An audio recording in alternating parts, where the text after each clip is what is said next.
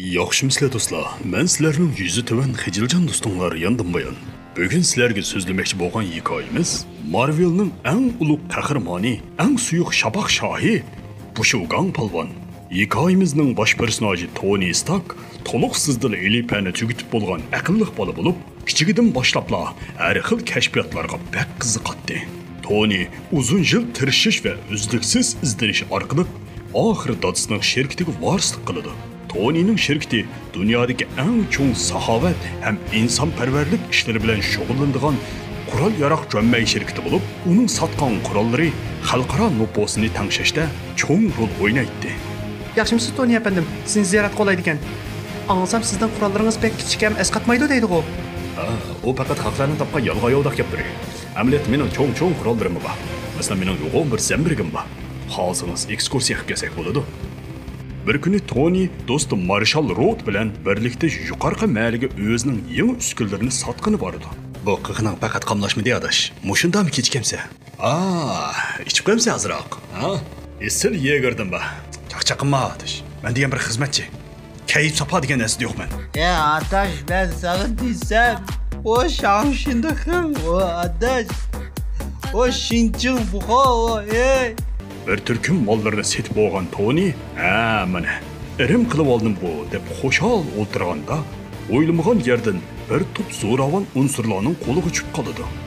Ig'ir yorilib o'shiga kelgan Tony maysidagi uskunni ko'rib, qattiq cho'chib ketdi. Bu nima? Jimito. Maydingizga cho'ngdan bor. Nemishqa buni o'rnatib qo'yding? Yeningda bo'lsa cho'ngdan bor, nada bo'lsang shinching ho deganni anglamaganmi?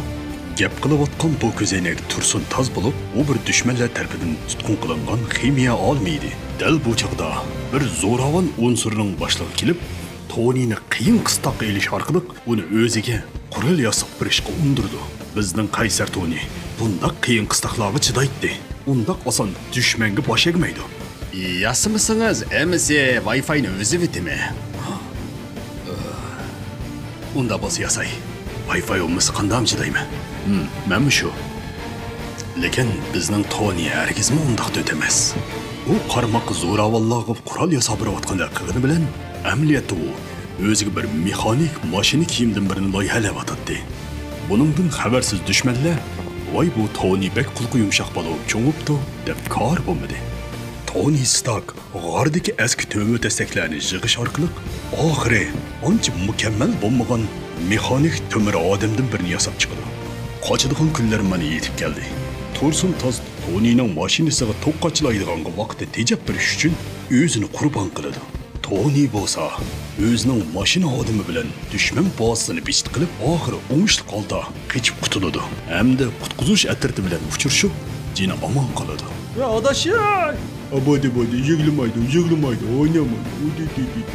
Tony'ning do'ltiga qaytganligini ko'rgan kotibi intoyin hayajonlanib ketdi.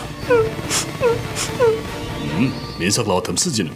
Odamdan sirtib bir yilmi yo'qib ketamsiz. Ha rost. Sizga bir xush xabar. Siz tada bo'ldingiz. Nima?